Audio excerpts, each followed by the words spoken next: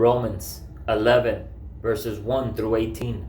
I ask then, has God rejected his people? Absolutely not. For I too am an Israelite, a descendant of Abraham from the tribe of Benjamin. God has not rejected his people whom he foreknew.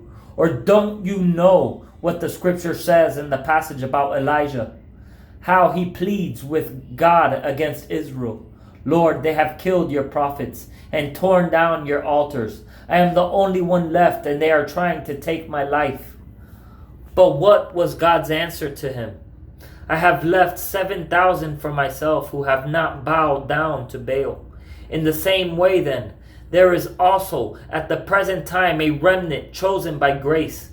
Now, if by grace, then it is not by works. Otherwise grace ceases to be grace. What then? Israel did not find what it was looking for, but the elect did find it. The rest were hardened. As it is written, God gave them a spirit of stupor, eyes that cannot see and ears that cannot hear to this day. And David says, let their table become a snare and a trap, a pitfall and a retribution to them. Let their eyes be darkened so that they cannot see, and their backs be bent continually. I ask then, have they stumbled so as to fall? Absolutely not. On the contrary, by their transgression, salvation has come to the Gentiles to make Israel jealous.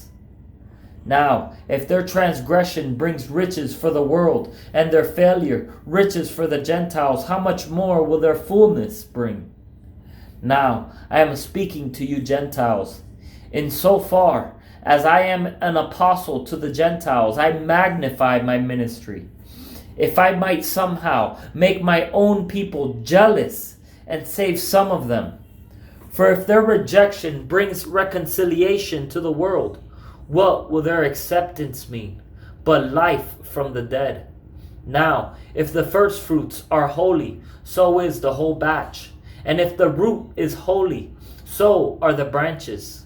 Now, if some of the branches were broken off, and you, though a wild olive branch, were grafted in among them, and have come to share in the rich root of the cultivated olive tree, do not boast that you are better than those branches. But if you do boast, you do not sustain the root, but the root sustains you.